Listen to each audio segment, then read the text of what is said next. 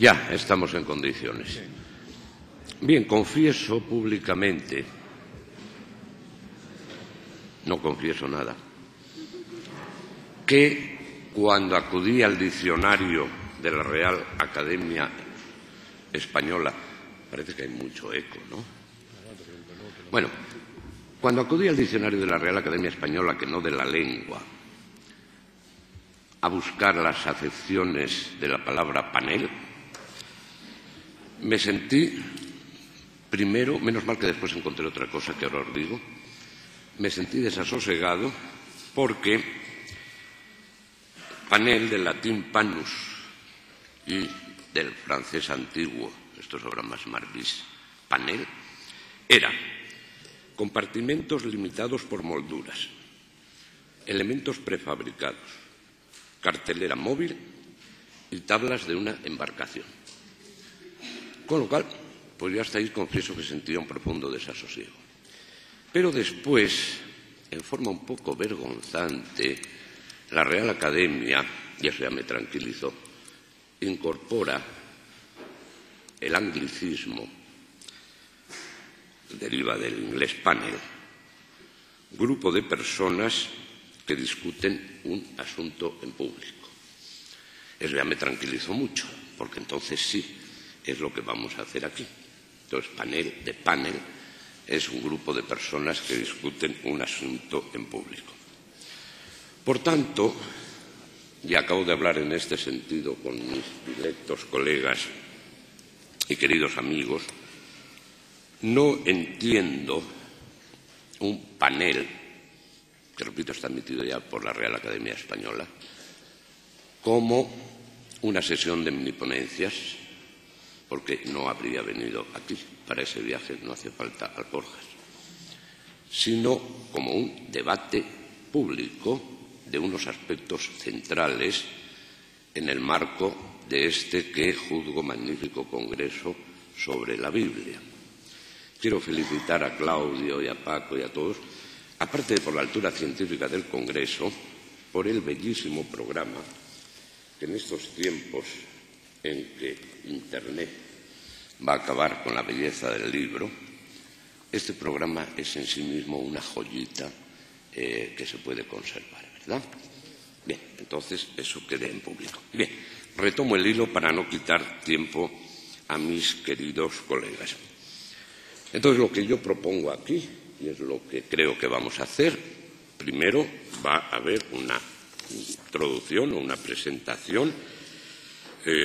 Piedad va a hablar de Godínez, Paco Florí de Tirso, Rafael de Rojas y María Luisa de Moreto, y yo al final haré unas apostillas sobre algo, es decir, no voy a decir nada cerrado, sino voy a plantear dos problemas en torno a Calderón sobre la recepción del Antiguo Testamento, según lo utiliza Calderón, y según el imaginario colectivo. Es decir, qué significaba, pero eso vendrá al final, qué significaba el Antiguo Testamento para una cultura popular que estaba construida fundamentalmente sobre la religiosidad popular, en la que no entra para nada el Antiguo Testamento. Y luego, otro tema que me desasosiega y para el que no tengo respuestas, pero por eso creo que un panel es el lugar de debate de la mesa con los participantes, ¿verdad?, electos y preclaros participantes. ¿Por qué hay en Calderón una serie de coincidencias textuales y escénicas cuando trata de dos dioses? Uno supuestamente verdadero, el Dios católico apostólico romano, y todos los dioses de la gentilidad, pero es el caso que escénicamente y textualmente hay una serie de coincidencias. Eso lleva a plantearse una serie de problemas sobre qué ocurría ahí. Pero bien, eso vendrá al final. Me resisto a llamar panelistas a mis queridos colegas, es decir, panelistas serían Piedad y María Luisa, y panelistas, según la moderna terminología al uso de género, panelistas serían Rafael y Paco. Pero más bien esto nos recordaría a quien fabrica paneles. Bien, entonces, sin más dilaciones y siguiendo el orden, Piedad tiene la palabra. Y después, insisto, lo que quiero que haya aquí es un debate, porque si no, ¿para qué estamos aquí? Gracias, José María. Buenos días a todos. Indudablemente, gracias a Filengua, gracias a los organizadores de este congreso, incluidos esos becarios que están pasando tanto frío. Sobre todo a ellos, muchas gracias por la magnífica organización. Y si nuestro compañero y amigo José María tenía problemas, dudas de qué era un panel, yo desde luego las dudas se me han planteado ahora mismo en esta mesa. Trataré de resolverlas lo mejor posible porque la verdad se nos había dicho otra historia y yo voy a hacerlo indudablemente porque soy una persona disciplinada, tal y como acabo de recibir unas directrices por parte del presidente de la mesa. Y voy a hacer entonces exclusivamente una presentación del tema, del problema, porque bien ha recordado él que esta mesa y este panel tendría que discutir sobre un solo tema para poder haber ese diálogo, esa comunicación entre nosotros y entre todos ustedes. Pero la verdad, aquí tenemos 4 problemas, no uno, son 4 autores con su configuración, con su problemática vital e indudablemente con su interpretación y adaptación del problema bíblico en sus obras dramáticas. Y por eso, y fundamentalmente me refiero ahora mismo y me dirijo fundamentalmente a los jóvenes, dado que tampoco el programa pone sobre qué autores vamos a comentar, a hablar, yo les voy a decir que voy a decirles 2 palabras para después dar ocasión a ese debate y todas estas cosas sobre Felipe Godínez. Pero claro, los más jóvenes pues me podrán decir ¿quién es este señor? Porque no es Lope de Vega, indudablemente, ni Calderón, que es aquellos que utilizamos y que todos los días están con los que estamos trabajando, o al menos en la historia de la literatura, en las historias del teatro, son los que mayormente aparecen. Cuando ustedes busquen a Felipe Godínez, si acaso viene 2 líneas, no más.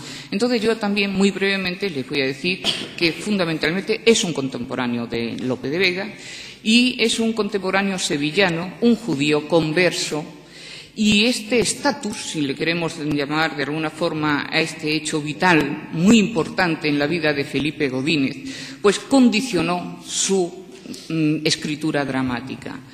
Él recibió, porque nunca mejor dicho, se le dio un buen palo en el año de 1624, fecha en la que se le procesó por la Inquisición. Y esta fecha de 1624 podríamos hablar de un antes y después que marca, que rompe la trayectoria dramática de Felipe Godínez y a partir de aquí también vital. Vital y además inclusive geográfica, porque si de estar viviendo en Sevilla y en sus alrededores, pues tiene después de 2 años de ausencia, que lo vamos a saber, pero que todavía no sabemos dónde estuvo recluido, pues marchó a Madrid. Marchó a Madrid y aparece por primera vez filmando una obra en 1626. Esta es la situación vital, es decir, un antes y un después de un proceso de la Inquisición que sacerdote, y a partir de este momento se acerca a la Biblia como tantos otros dramaturgos de aquella época. Fundamentalmente, Felipe Godínez se acercó al Antiguo Testamento. Bueno, en Alfredo tenemos que seguir distinguiendo el Antiguo y el Nuevo Testamento de momento. Se acercó fundamentalmente al Antiguo Testamento.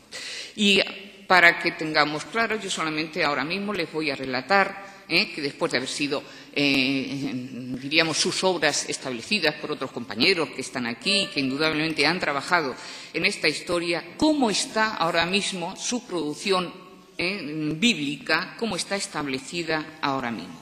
Tenemos la Reina Esther con una fecha cierta de 1613, pero también conocida por la Judía o la Godina. La Arpa de David, con fecha de 1613, las lágrimas de David, el rey más arrepentido, con nuestros nombres esta misma comedia. El primer condenado hacia 1630. Por lo tanto, ya les digo esto porque saben ustedes la fecha clave de 1624 y por eso, pues cuando hablemos de esas 2 versiones que enseguida les voy a insinuar nada más, pues van a ver que tendremos que tener siempre presente esa fecha. Después hay un tema, que es el tema de Jod, donde lo vamos a encontrar antes y después de esta fecha del 24. Tenemos una comedia, La paciencia de Job, que fue escrita antes de 1624. Un auto con los trabajos de Job, que fue ya reelaborada esa materia después de 1624.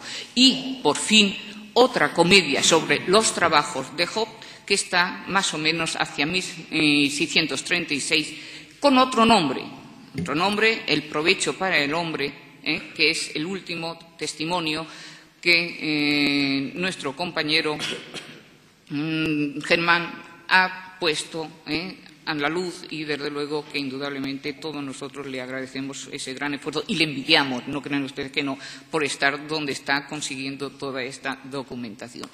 Y la última obra de Felipe Godínez con tema bíblico del Antiguo Testamento es la llamada Amán y Mardoqueo, o La horca para su dueño, más o menos datada hacia 1630, que es ni más ni menos que una reescritura autorial, es decir, porque no es que se ha reescrito el tema, sino ha sido él mismo el que ha reescrito ese tema de la reina Esther.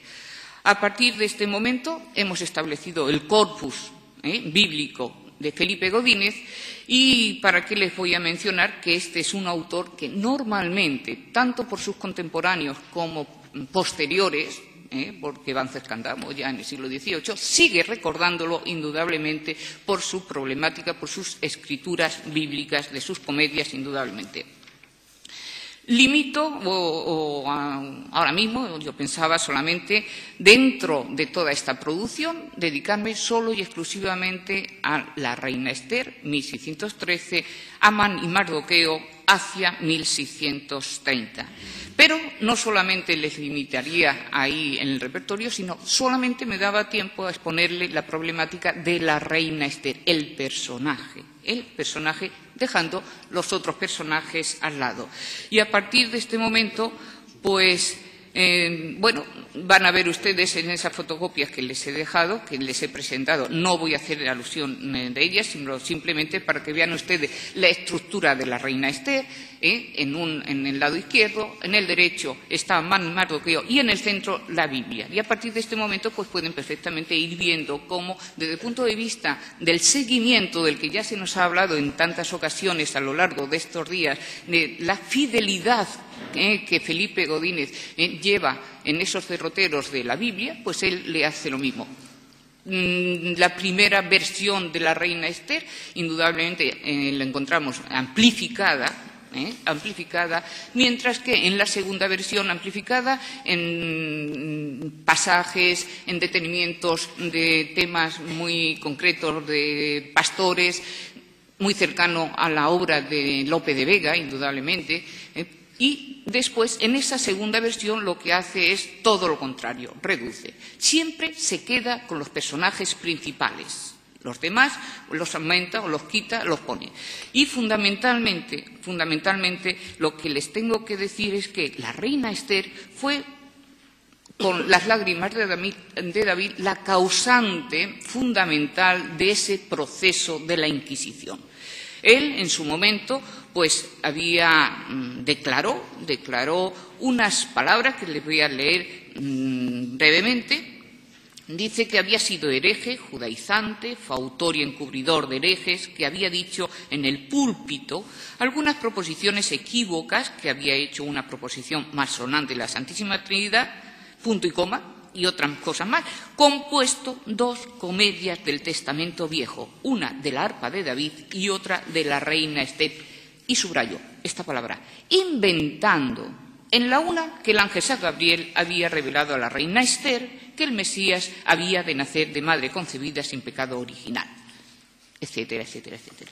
Y miren ustedes, esta reina Esther fue la causante de todas sus desgracias, porque de todas las otras cosas que él dice que había hecho, pues no tenemos testimonio, desde luego, de si es verdad o no, indudablemente, pero desde luego la reina Esther la tenemos y la estamos leyendo. Y lo único que les puedo decir es que hace una aseveración diciendo que inventa que había nacido de madre concebida sin pecado.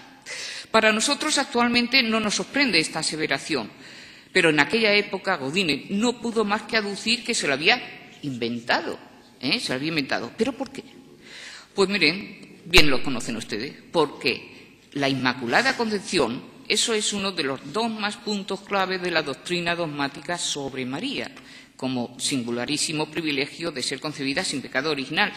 Pero esto, en aquella época, no se admitía, porque se admitió como tal dogma, no se hizo hasta 1854, en la bula Ineffabilis, como bien conocen ustedes, por Pío IX. La madre del Redentor no podía participar del mal que su hijo había venido a combatir y vencer, y porque había en ella una santidad perfecta, como se puede deducir de las palabras del ángel anunciador de su maternidad, que la definió como llena de gracia. Entonces, solamente les voy a plantear el siguiente problema, así me callo, y José María, pues conseguimos ese pregunta y respuesta, si es posible. Solamente les quiero llevar a uno de los problemas que tiene Felipe Godínez con esta obra, como otros muchos que pueda tener otra. No crean que Felipe Godínez fue un visionario o que estaba fuera de onda, según diríamos en una jerga actual. No. Cuando dice que inventa. Él fue hijo de su tiempo, hijo de una tradición sevillana que, según los historiadores y cronistas de la ciudad, Pablo de Espinosa de los Monteros, Fray Pedro de San Cecilio o el propio Ortiz de Zúñiga en sus anales, que en ese año de 1613 recogen ellos que había cierto predicador que habló en un sermón del dicho misterio de forma irreverente, añadiendo que luego fue concebida, después de ser concebida, fue santificada. Opinión muy alejada de la tradición de la tierra sevillana, que defendía su inmaculada pureza, nunca tocada de la culpa original. La verdad es que no se sabe quién fue el que se atrevió con dicho sermón, ni dónde se pronunció, pero se sostuvo, sobre todo recordado por una copla que hubo de salir de un convento dominico, y exactamente el de Regina, porque dice así muy brevemente la copla: aunque se empeñe Molina y los frailes de Regina, con su padre provincial, María fue concebida sin pecado original. Yo no voy a argumentar indudablemente nada sobre este tema de la Inmaculada, porque, Dios me libre, no puedo, ni ya quisiera yo, añadir algo, pero desde luego sí que hay grandes especialistas sobre el tema. Pero lo que sí es cierto, y con ello me callo, que Godínez, cuando escribió su comedia, siempre antes de 1613, el tema era un tema candente en la Sevilla de aquella época. Y nuestro autor tomó partido por uno de los bandos.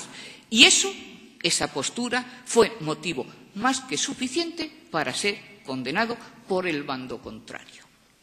Este es uno de los grandes problemas que plantea la obra de la reina Esther, y ya veremos indudablemente, si a tiempo, pues que hay otros, en el tema de la santidad que le otorga a la reina Esther, las palabras bíblicas de esa prefiguración de María, como todos ustedes saben, pues las tienen en ese texto, pero que no crean ustedes que cuando hace la reelaboración desaparecen. Primero, hay muy pocos versos que son iguales entre una y otra versión. Lo único que sí les puedo decir, que esos versos que tienen ustedes ahí, lo pueden comprobar, son exactamente iguales, que los mantiene, y que desde luego lo único que ha cambiado es el tiempo en el que él los escribe.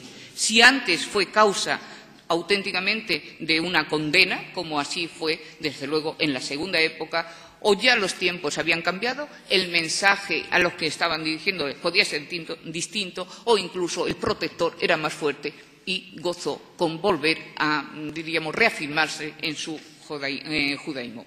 Yo de momento me callo.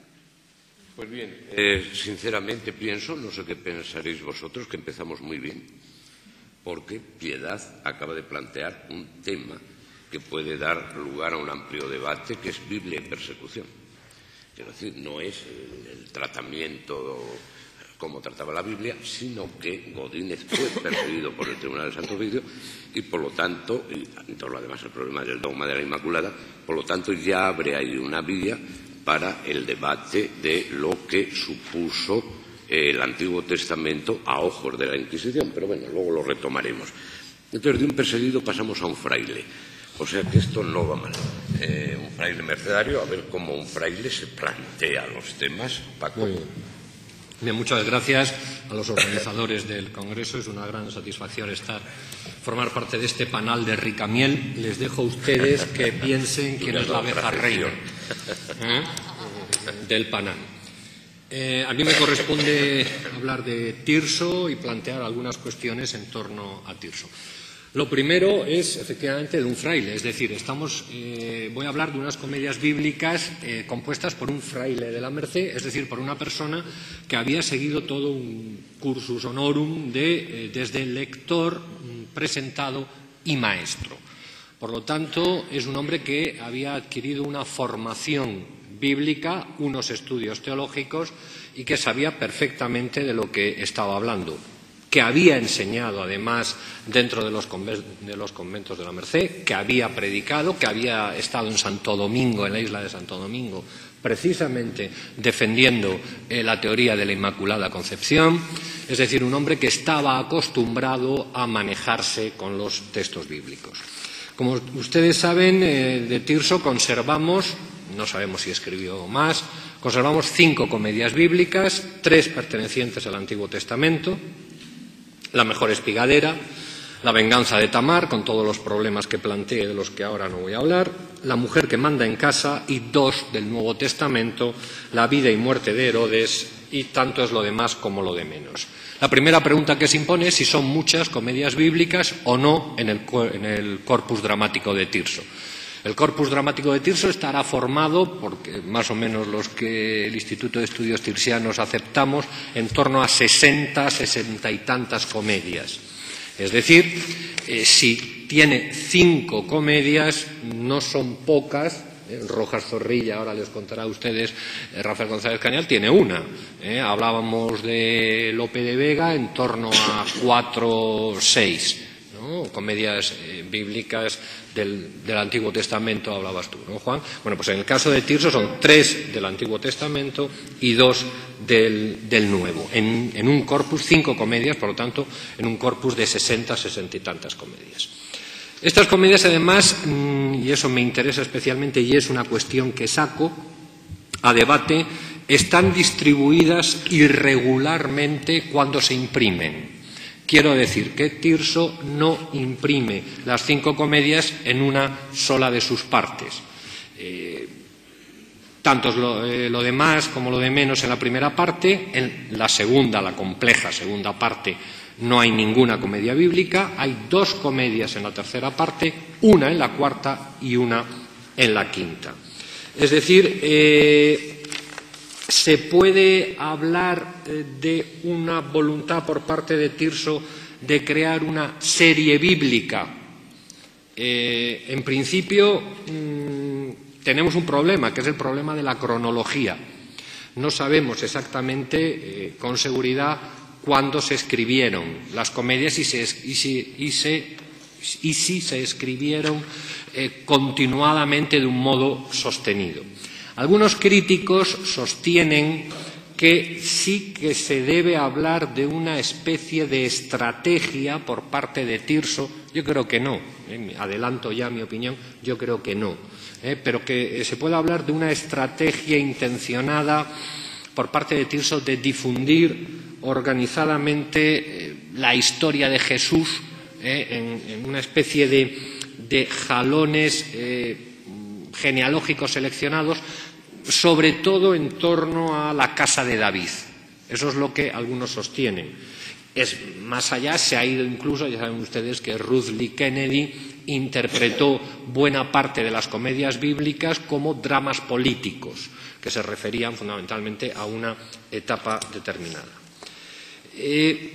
Esa distribución no en serie en las partes y otros aspectos a mí me hacen pensar que no podemos hablar de una serie bíblica. Lo que sí que es cierto, sin embargo, es que si nosotros leemos con detenimiento y estudiamos las 5 comedias bíblicas, las 5 tienen los rasgos específicos del teatro religioso. Es decir, del teatro religioso de Tirso y del teatro religioso de la Comedia Nueva. les adelanto esos rasgos o señalo algunos, ¿no? Frente a otros, yo sostengo, y puede ser también un tema de polémica, yo sostengo, y podrían ponerse ejemplos, que Tirso busca un adoctrinamiento cuando escribe las comedias bíblicas. Ya sabemos que la gente iba al teatro, al corral. Otra cosa sería si estas son comedias de corral o no. Si estas son comedias que se representaron en un corral o no se representaron en un corral. Tampoco lo sabemos con seguridad. Pero yo sostengo que hay un adoctrinamiento, o que Tirso busca un adoctrinamiento. Los 5 o los temas en los que se inspiran las 5 comedias bíblicas son temas que ofrecen un notable interés literario. Tienen interés literario. Más allá, tienen potencialidad dramática. Tirso selecciona temas que tienen potencialidad dramática que nace de la propia historia que cuentan. Son argumentos conocidos, e insisto, son argumentos conocidos. Ha dicho antes José María Díez Borque que el público al que podían ir destinadas estas obras no conocía el Antiguo Testamento. Yo no sé si lo conocía o no, pero lo que es cierto es que desde el púlpito se les estaba hablando de esto. En la liturgia se les hablaba de ello, de los textos bíblicos. Es decir, vamos a suponerles un conocimiento de la historia sagrada. Más cosas. Las 5 reúnen además otra característica propia de este tipo de comedias, que es la adaptación de las conductas de los personajes bíblicos al mundo de las ideas, de las creencias y, por qué no, de las costumbres del siglo XVII. Es decir, en estas comedias, para ganarse al público, hay amor, hay honor, hay galanteos y hay, especialmente en Tirso, toda una bucólica veterotestamentaria, que eso es muy propio del teatro de Tirso, es decir, ese mundo de lo villanesco, ese mundo de la comedia villanesca que Tirso también conocía, pues toda esa bucólica veterotestamentaria, no puedo detenerme en ello, aparece una y otra vez. En gran medida también los personajes responden a la tipología de la comedia nueva. Tenemos el gracioso, tenemos el galán, tenemos la dama, tenemos el rey tirano, tenemos el privado. Y luego, en Tirso menos, pero hay cierta dimensión espectacular. No mucha en las comedias bíblicas, ¿no? Pero cierta dimensión o cierto interés por lo espectacular. Bien, les pongo un ejemplo solo, me detengo en un ejemplo. En La mejor espigadera, que está basada en el libro de Ruth, que saben ustedes que es un libro muy breve. Pertenece a los libros históricos, como también ocurre, por ejemplo, con La venganza de Tamar, en libros históricos. Es decir, ya se ha hablado a lo largo de hoy de esto y a lo largo de los días pasados. Tirso está ofreciendo al espectador un material que se da como verdadero, como historial, como ocurrido. Dentro, además, no olviden ustedes de los libros históricos, y es otro tema del que se podría hablar, están Judith y Esther, es decir, personajes femeninos, Ruth, Judith, Esther, que tendrán una enorme fortuna, no solo en el teatro del Siglo de Oro, sino en todo el teatro posterior o la literatura posterior. Ruth, además, es un singular ejemplo de esos personajes tirsianos de fidelidad, de virtud y de fidelidad. O dicho de otro modo, fíjense, el libro bíblico, no estoy hablando de la comedia, estoy hablando del libro bíblico. El libro de Ruth casa muy bien con el mester teatral de Tirso. Tiene personajes femeninos de gran fuerza, no solo Ruth, sino Noemí. Tal vez sea el personaje de Noemí más interesante que el de Ruth. Tiene una dama, vamos a llamarla una dama tracista, que es Noemí. No voy a leerle el texto bíblico, pero Noemí urde como si fuese insisto con el texto de la Biblia. Noemí urde como si fuese un personaje de comedia nueva, una trama para que Ruth y Boaz se conozcan. Sería una perfecta dama tracista. Hay intriga, hay suspense, hay un manejo del tiempo donde Noemí le dice a Ruth, no te preocupes que hoy mismo esto va a quedar solucionado. hay escenas campesinas y hay final en bodas. Es decir, esas características son propias de la comedia nueva, claramente. Bueno, ¿qué pasa con el texto de Tirso? Pues que tenemos, eso lo fijó en un excelente artículo Blanca Oteiza con respecto a tanto es lo de más como lo de menos, que ella fija en el nivel textual, cuando un autor del siglo de oro recoge un texto bíblico, tenemos, y se ha estado hablando de ello, literalidad, ampliación, amplificatio que hemos hablado mucho, modificación, adaptación, creación. Bueno, la inventio, que se hablaba antes. Por lo tanto, en la mejor espigadera se da todo esto, es decir, hay literalidad, hay momentos en que está traduciendo literalmente, o sea, Tirso traduce literalmente de la Vulgata. Hay modificación, por ejemplo, o incluso si quieren ustedes eliminación. Tirso elimina, creo recordar ahora mismo, 12 versículos del libro cuarto de Ruth, que es todo aquel donde se plantea la discusión, bueno, donde se lleva a cabo lo de la ley del levirato.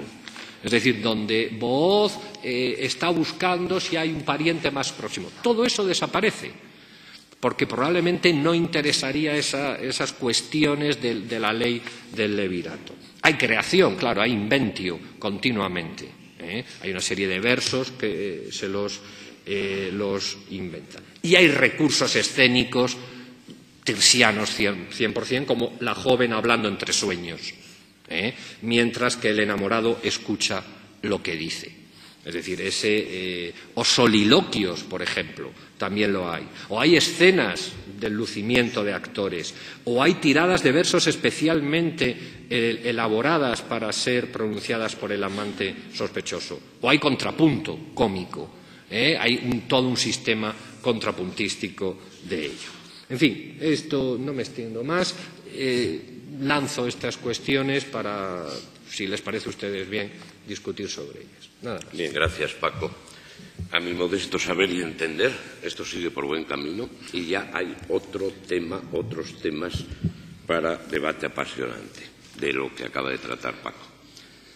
Por una parte, la escasez de teatro bíblico de Tirso ya es un dato importante en un fraile mercedario.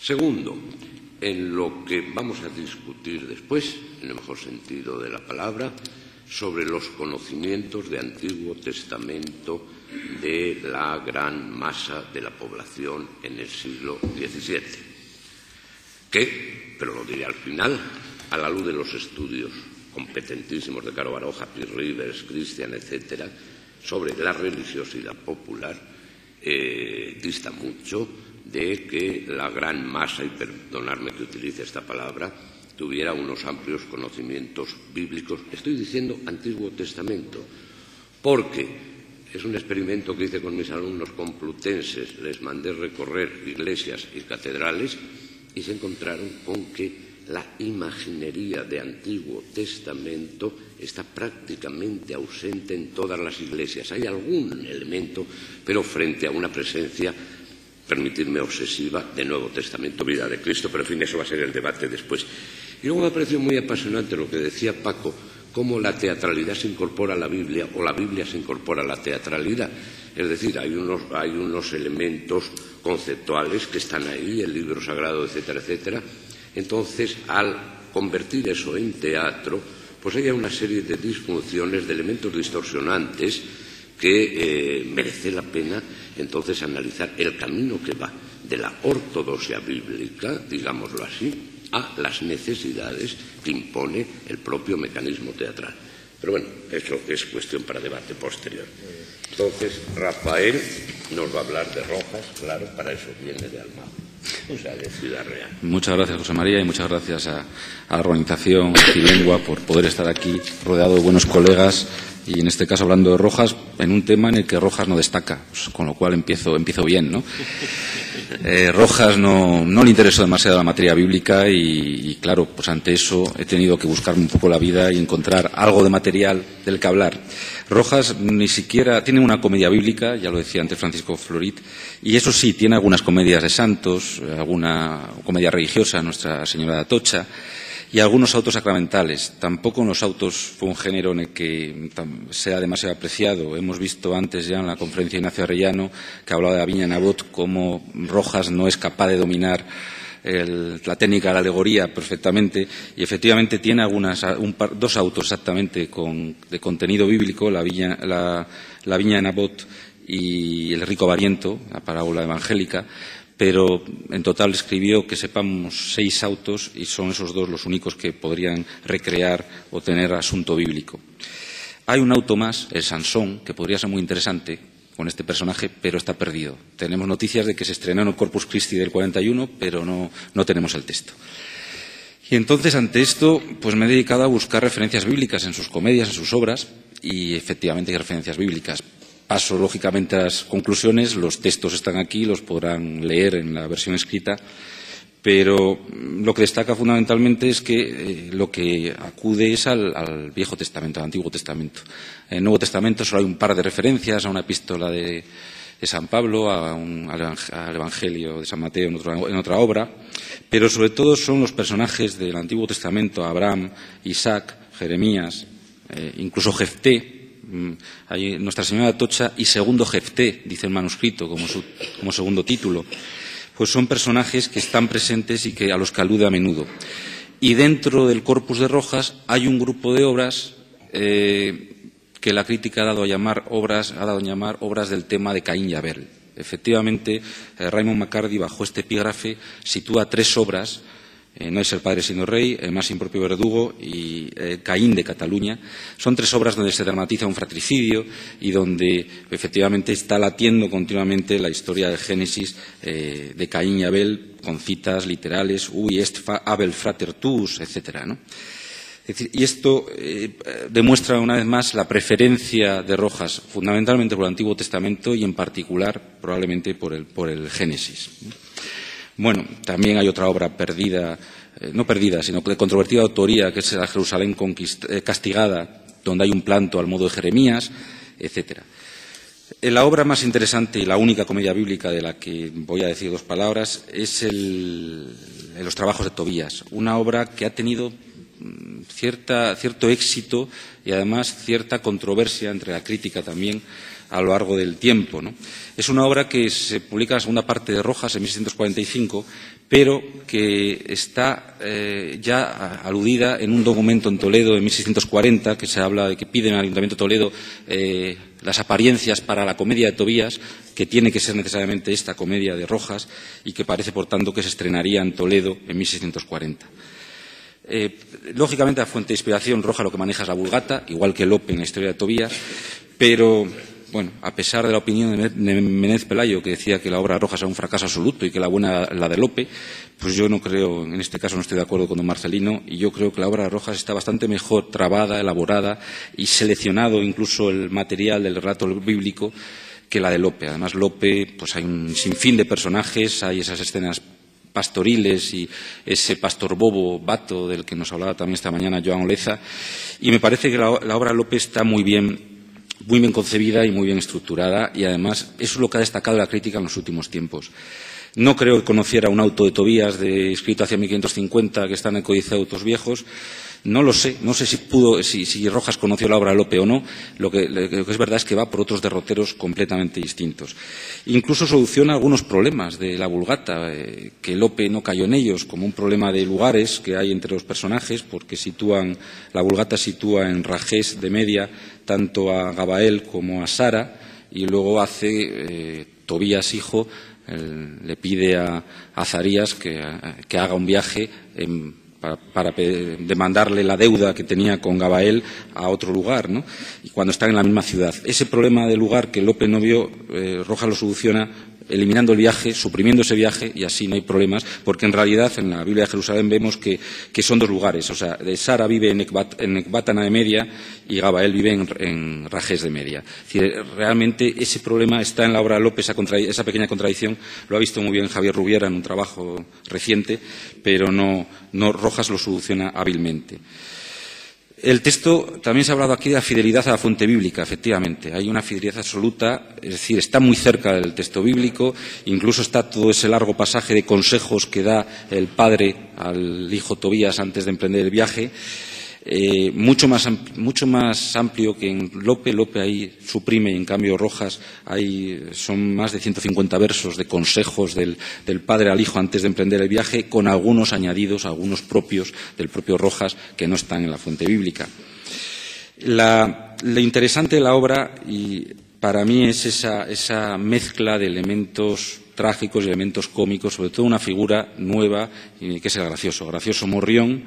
El gracioso Morrión es un personaje muy interesante, un humor muy grotesco, y hay incluso alguna escena como un portal de pobres que recuerda las grandes escenas valleinclanescas, ¿no? Salvando todas las distancias.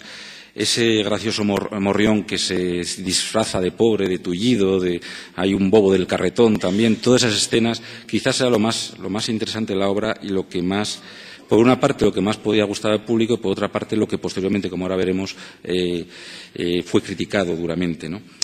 En cambio, el personaje de Tobías sigue un poco el diseño de relato bíblico, con esa piedad, ese afán por enterrar a los hebreos muertos, en lo que insiste mucho Rojas.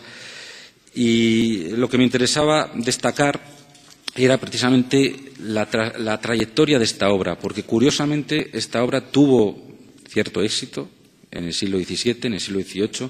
Conservamos bastantes noticias de representaciones a finales del XVII. En el XVIII hay bastantes noticias de representaciones en Madrid, en los teatros madrileños, pero también en Valencia, en Valladolid o en Lima. Y luego, de repente, desapareció completamente de los escenarios. Hay una cita que no me resisto a leer porque es muy curiosa, de Francisco Mariano Nifo, de 1763, una reseña de una representación en el Coliseo del Príncipe, donde a partir de ahí empiezan ya las críticas a la obra y desaparece definitivamente. Claro, la crítica es muy dura, ¿no? Dice: la comedia de parte del autor es un conjunto terrible de pensamientos impropios, mal concebidas y peor expresadas ideas, que vertió la fácil y descorregida imaginación de don Francisco de Rojas, poco versado en teología y al parecer algo ignorante de la historia sagrada. Es muy cierto que aunque no hubiera escrito esta comedia, no la echaríamos menos. Antes tendríamos que agradecerle que se hubiera callado y no sembrara cuestiones impertinentes, poco sólidas y algunas faltas de reverencia a la misma divinidad que pretende defender y de cuyo ejemplo quiere sacar apoyos para un amor humano que, aun con esto, es sacrilegio compararle con el divino. Si nos refirieran que en otro reino, fuera de España, se sacaban al teatro semejantes asuntos, diríamos que eran poco fieles y obsequiosos a la religión sus moradores, permitiendo profanar el respeto de las letras sagradas. Y porque sirve de diversión a nuestros desabridos desocupados, haya no disculpa, sino elogios. Formidable es la enfermedad de nuestros teatros. Esto lo decía en 1763. Evidentemente servía de diversión la obra. Y, evidentemente, a partir de ese momento cayó en desgracia. Méndez Pelayo, Mesonero Romanos ni la incluye entre las 30 que publican en el volumen de la BAE. No la incluye entre 30 obras de Rojas, ¿no?, en esa selección. Y, sin embargo, en los últimos tiempos, la obra, no por el asunto bíblico, no por la materia bíblica, pero la obra ha sido vuelta a poner de relieve por Javier Rubiera, por Felipe Pedraza, en algunos artículos. Sobre todo, Javier Rubiera estudia el carácter experimental de la pieza. Es una pieza que, además, tiene una experimentación muy interesante desde el punto de vista teatral. Sitúa dos tablados simultáneos en la segunda jornada, donde se producen dos escenas simultáneas, porque unos personajes están en Nínive y los otros en Rajés, y van alternando esas escenas, y en un momento determinado incluso se van mezclando, incluso entrelazando los diálogos. Ese carácter experimental es el que me parece que pudo atraer también a los espectadores del 17 y el 18, junto con el gracioso Morrión, que es un dechado de humor grotesco en muchos momentos de la obra, y es un gracioso muy original. Por supuesto, también la lucha del demonio Asmodeo con el arcángel San Rafael, etcétera. Por tanto, poco más que decir. Simplemente que esta obra que me parece interesante y que tuvo cierto éxito, esta comedia bíblica por parte de Rojas, y aparte de esto, referencias al Antiguo Testamento, al Génesis fundamentalmente, y poco interés en general de Rojas por la materia bíblica. Bien, muchas gracias, Rafael. Creo que seguimos en el buen camino, de Ayuso a Suso y de Suso a Ayuso, ¿no? Bueno, y otra cosa que antes que no he dicho, Claudio y Paco, que os felicito, no solo por los ponentes, que son todos amigos conocidos, etcétera, sino por la asistencia. No es habitual con lo que está cayendo en un congreso, en una reunión. O sea, que no lo había dicho, lo digo. Bien, Rafael sigue planteando temas apasionantes para el debate. Quizá el más apasionante yo lo titularía Gracioso y Biblia, para discutir y debatir después. Porque, claro, la Biblia está ahí, pero el teatro incorpora el gracioso, ¿verdad? También el camino que va de Lope a Rojas y, al fondo, siempre el problema de la fidelidad doctrinal y, entonces, al fondo, siempre el Tribunal del Santo Oficio, con lo cual vuelve a relacionarse con lo que ha dicho Piedad y con lo que, en parte, ha planteado también Paco. Por fin, María Luisa, anda. Qué novedades, ¿no? Qué modernidades. Sé que es una gran experta, ¿no? Es porque como era la última de una mañana tan larga, digo, bueno, vamos a ver si podemos distraernos con alguna cosilla que se pueda ver, ¿no? Bien, efectivamente yo voy a trazar el panorama de las comedias bíblicas de Moreto en el conjunto de su producción. Y un tema que hasta ahora me llama mucho la atención porque no ha salido cuando nos reunió hace un mes a muchos de los que estamos aquí en Milán. Alessandro Casol capitaneó la reunión en aquella ocasión, que era el tema de las comedias escritas en colaboración. Y vais a ver cómo de las 3 comedias que conservamos, en las que Moreto tuvo alguna mano, vamos a decir así, de argumento bíblico, 2 están escritas en colaboración. Intentaré dejaros caer también para el coloquio por qué el tema bíblico interesa cuando se reúnen 3 autores o más.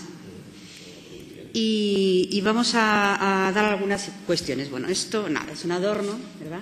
Aquí tenéis a Moreto. La cuestión interesante es que las 3 comedias en las que Moreto interviene pertenecen al primer periodo de su producción. Es decir, que están escritas entre los años 37 al 54, que es la fecha, como saben, de la primera edición de su primera parte de comedias, pero además tienen la peculiaridad de que están escritas en un periodo, pongo el 37 como inicio, pero en realidad los años bases de esa primera época moretiana son del 44 al 54, 10 años. En ese periodo escribe 18 comedias en solitario, 18.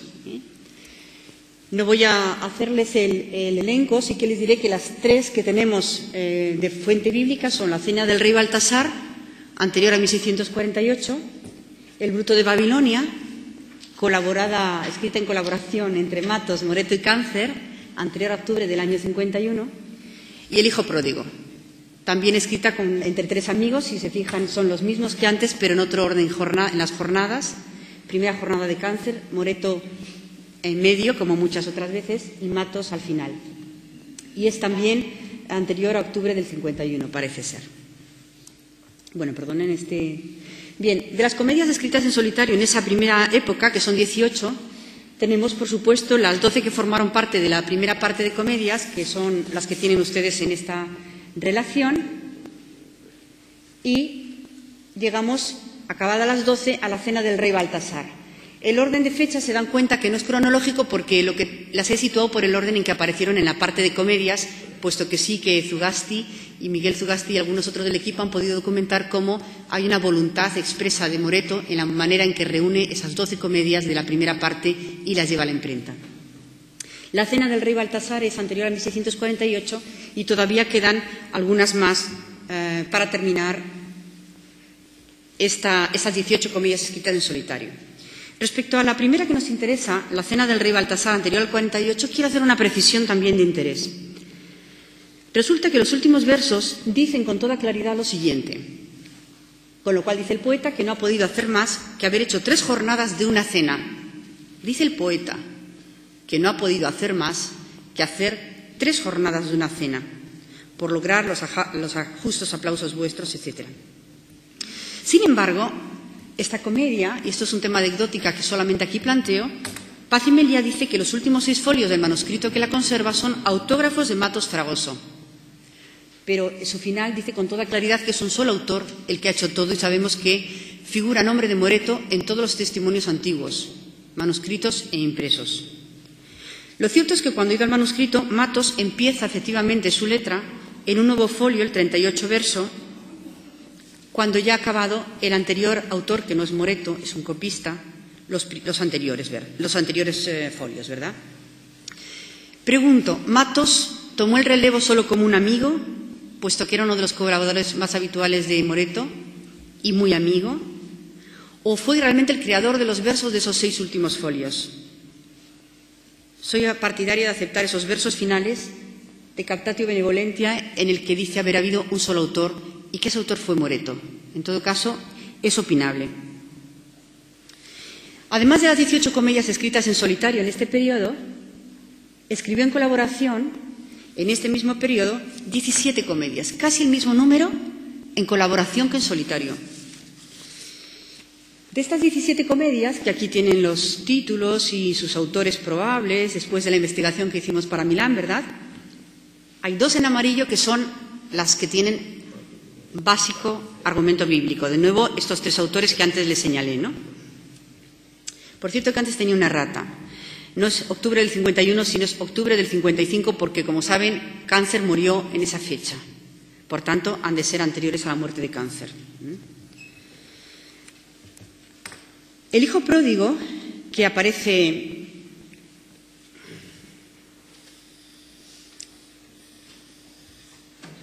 esto es una cosa que les quiero comentar también de interés. Fíjense, colabora Moreto y Matos, ni más ni menos que en 11 comedias, que lo cual quiere decir que hay una relación muy cercana.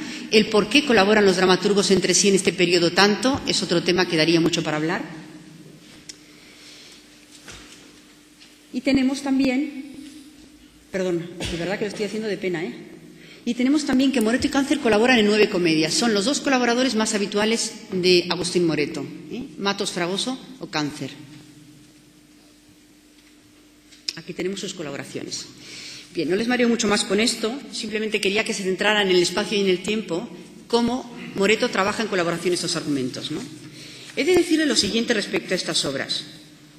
Antes de 1654, Moreto ha escrito 35 obras en total. Y son 3 comedias las que tienen materia bíblica. Vamos a ver que también muy relativamente materia bíblica. 3 comedias. Es decir, menos de un 10%. Y no extraña tampoco, si tenemos en cuenta que en Moreto priman otro tipo de géneros, ¿verdad? Capa y espada, etc.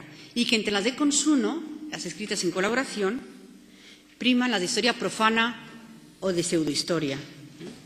Porque los autores, cuando se reúnen para escribir en colaboración, necesitan una base, ¿verdad?, argumental sobre la que trabajar. Y la historia bíblica les proporciona ciertamente una base. El Bruto de Babilonia está basada en una obra atribuida a Guillén de Castro, que es Las Maravillas de Babilonia, y efectivamente la sigue con bastante certeza. Lo que tiene a través de toda la comedia es la historia de Susana, que, como ustedes saben, no figura en la Biblia hebraica primitiva, sino solo en un apéndice de 64 versículos en las versiones posteriores, que combinan pasajes narrativos con otros dialogados en estilo directo, que son ya una dramatización previa aprovechable. De hecho, la figura de Susana, pues no les digo, pero tengo aquí sus representaciones por toda Europa, también en España, y son muy numerosas. En cuanto a la segunda obra, La Cena del Rey Baltasar, la que escribió en solitario, al menos eso defiendo, antes de 1648, que la crítica dice que tiene mucho que ver con el auto de La Cena del Rey Baltasar de Calderón, pues no es cierto. Cotejadas ambas obras, no hay nada que ver. Creo que es un error crítico que se ha venido repitiendo durante mucho tiempo. La Cena del Rey Baltasar, en todo caso, se fundamenta como la obra calderoniana en el libro de Daniel 5, versículos 1-30. A partir de esa premisa he de decir que Moreto construye una total comedia de capa y espada, en la que los galanes son Ciro y Baltasar, y el tema son sus rivalidades amorosas por 2 damas, Fenis y Diana. Y solo en la última parte acomete el episodio bíblico de la famosa cena sacrílega y el castigo al culpable, que es el que fundamenta todo el auto de Calderón. El hijo pródigo, la tercera de las obras, tiene precedentes, claro, en Lope, en Valdivielso, en Miradamescua y en obras fuera de España. Pero como modelo de cómo construyen autores en colaboración una comedia de argumento bíblico, les voy a comentar, para terminar, de qué va, como diría la gente joven, el hijo pródigo. Fíjense que tenemos un hijo malo y un hijo bueno, claro está. Lidio, el hijo bueno, y Liberio, el pródigo. Celia es amada por el hijo bueno y despreciada por el malo, con lo cual tenemos un argumento absolutamente habitual de la comedia de enredo barroca. A ver, chicos. Se marcha el hijo pródigo, deja su casa egipcia y se marcha a Roma. Y allí vive efectivamente vida con malas mujeres, de las cuales se nos dan los nombres y todo tipo de detalles. Hay alguna otra línea argumental secundaria, como un galán llamado Expósito, amigo del hijo pródigo, que ha vivido la misma experiencia en Roma, con muy malos resultados, pero que trata de insinuarse a este hijo pródigo del mal resultado que le espera sin que le haga ningún caso. Mujeres fatales llamadas Sirena, etc. El caso es que la obra tiene un pasaje en la segunda jornada que es un homenaje a Calderón.